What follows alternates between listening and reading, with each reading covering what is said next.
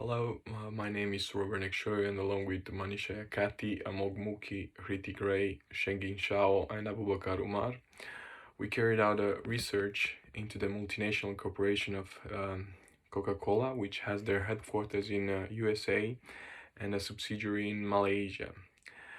In this video, we're going to discuss two HR practices that they were able to transfer and three cultural differences or barriers that American Coca-Cola workers might encounter when working abroad in their subsidiary in Malaysia.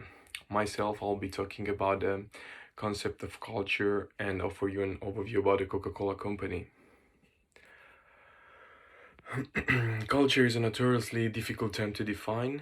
The Cambridge Dictionary defines culture as the way of life, especially the general customs and beliefs of a particular group of people at a particular time, while Hofstede defines it as a collective programming of the mind which distinguishes the members of one group or category of people from another. Kroeber and Klakun state that culture consists of patterns, explicit and implicit, often for behavior acquired and transmitted by symbols, constituting the distinctive achievements of human groups, including their embodiment in artifacts. The essential core of culture consists of traditional ideas and especially their attached values. Culture systems may, on the one hand, be considered as products of action, and on the other hand, as conditional elements of future action. Fisher says that culture is passed on through socialization processes within specific groups, which requires communication of key symbols, ideas, knowledge, and values between individuals from one generation to the next. Established in 1886, the Coca-Cola Company operates in more than 200 countries and markets more than 450 brands and 2,800 beverages products. The Coca-Cola Company is an industry which has diversified itself into different cultures, broadening its business into globalization. The company is built around two core assets, its brand and its people. The company's culture is more collaborative. They learn from each market and share those learning quickly across departments. They work toward ensuring the long-term pillar, consumer marketing, commercial and franchise leadership. And now I'm going to pass it to Manisha. Now let's look at the HR practices by Coca-Cola Company, carrying it from USA to all the way to Malaysia. One of the important feature or a practice would be their payments and rewards. That has become an increasingly important to keep their employees paying and which would allow their employees to be happy. It is a crucial thing to pay the employees fairly if a company wishes to attract and retain the best workers. Coca-Cola offers competitive pay and motivating benefits to its employees. Its compensation packages and benefits compare with other best employers in the world, says the employers of Coca-Cola in a recent interview. A number of elements are considered to develop a satisfying package for its employers. Apart from the financial compensation, pensions, healthcare, and holidays are also considered as an important part of the employee compensation. Coca-Cola ensures that its rewards programs are benchmarked regularly against a group of peers that include key players in local and global market. As we know, Coca-Cola establishing its company in Malaysia led to a lot of the job employment opportunities, especially from the local markets in Malaysia. Second would be the performance management, which is actually a key area requiring focus. If a company wants its employees to perform at its best, discussion and feedback feedback plays a key role to employees performing management and to ensure that the employees are aware of their performance goals and their personal and organizational goals are aligned. Performance management also helps at identifying gaps in skills and fill them with training. At Coca-Cola, the employees are encouraged to seek training through its annual performance review system. The performance review system of Coca-Cola includes the mid-year and the career discussions between the associations and the managers. It is provided the associations with the opportunity to assess their annual performances against the set goals and objectives. These face-to-face discussions allow managers and associates to discuss training and development. It also enables them to outline a plan for training and enrichment that the paper. After that, proper training is provided to the associates based on the review. The system encourages a regular cycle of discussion and feedback with organizers which recognizes any kinds of gaps and enables their fulfillment. Hi, my name is Mukhi and I'll be talking about the HR practices of Coca-Cola Company. The company's approach towards a high-performance environmental builds upon rewarding scheme with a clear definition of payment, benefits, and development programs. The strategy is to differentiate from the market with a compelling package which is constantly updated to provide new motivation and simulation fitting to the employee's needs. It also includes short-term assignments, avoiding the repetitive work experience and challenging the employee on a constant basis. The incentives are relying on the peak performance system, where associates and their managers regularly discuss development, movement, and succession in an interactive atmosphere. The incentives are categorized into base salary, annual incentives, long term incentives, and other benefits. For example, in 2017, the Coca Cola Company introduced a paid parental leave system where all kinds of parents get 6 weeks of paid leaves, irrespective of their same sex relationship, adoptive parenthood, or foster parenthood. This kind of scheme is provided only by 30 to 35% of the companies in the United States, so it is a big leap for the company in being unique, which is their primary motive for their employees. Thank you. Hello, my name is Abubakar Umar, and I will be discussing the cultural differences an American Coca Cola employee would face when working in a Malaysian Coca Cola subsidiary. The first difference I will talk about is the power distance relationship, as discussed by my group colleague. Power distance is one of 5 cultural dimensions developed by Geert Hofstede.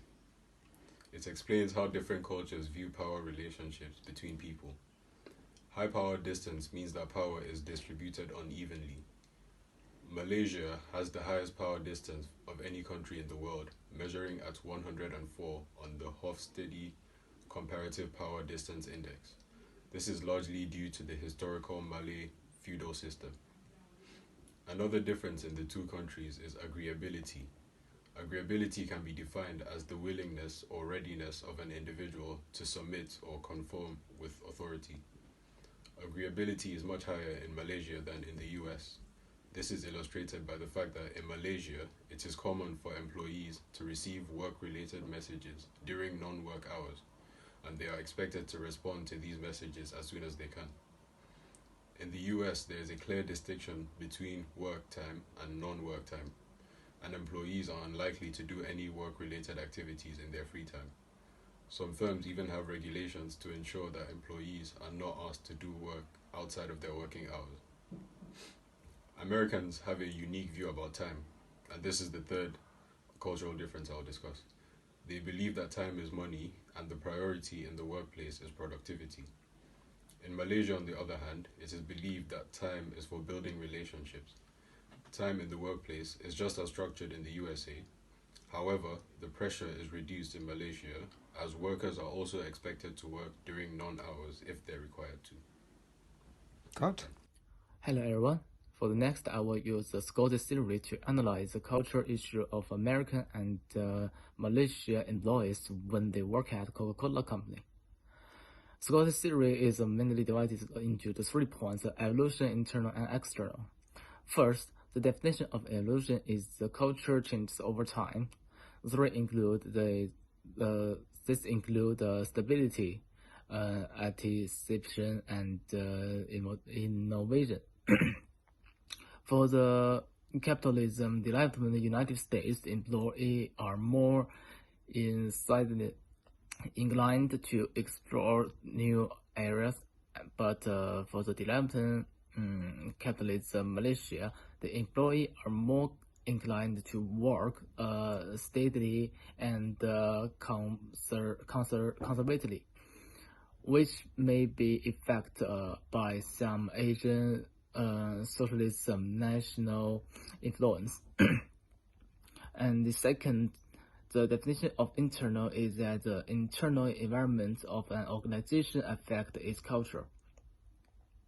In the United States, with an extremely high degree of freedom, the high-skilled employees strictly control their working hours at work, and they don't pursue fame and worth.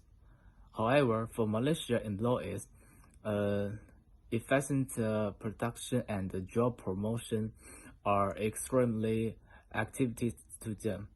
But at the same time, Malaysia employees do not attend the importance to the improvement of personal skills. And the third part, the definition of external is that the environment of an organization affects its culture. Because the organization environment is fixed, the impact to the certain extent is demanded by the employees' individual thoughts and actions, not the company's environment impact. Hello, my name is Ritik, and today I'm going to be talking about Hofstede's cultural dimensions theory. Now, Hofstede's theory distinguishes one country from another using 6 dimensions. These are the power distance index, individualism versus collectivism, masculinity versus femininity, uncertainty avoidance index, long-term orientation versus short-term orientation, and indulgence versus restraint. Now, I'm not going to go through all of the dimensions today. We're going to focus on the theory in regards to USA versus Malaysia and the differences between them. So, using Hofstede's research, the differences between Malaysia and the United States are here. So the blue is Malaysia and the purple is the United States. And as you can see, in terms of masculinity, uncertainty avoidance, long-term orientation and indulgence, they're fairly similar. But when it comes to power distance and individualism versus collectivism, there's a huge difference. So firstly, power distance index. Now that is the degree of inequality that exists between those with power and those without power. The higher the score, the more the society accepts the inequality and the unequal distribution of power. A low score means power is shared and evenly distributed. So Malaysia has a score of 100 in the power distance index, which is the highest that you can get. And USA has a fairly low score, which means their organizations are more likely to have a flatter structure. They're more likely to delegate. They're more likely to include other people in the decision making. Now, in individualism versus collectivism, USA has a 91 score rating, which means that they have weak connections to those outside of their core family. They don't really, whereas Malaysia, they have relative closeness to the community around them. They're more loyal. They do things for the community or their group or their extended family, whereas in USA you're more likely to find people that do stuff for themselves in terms of achievements and stuff.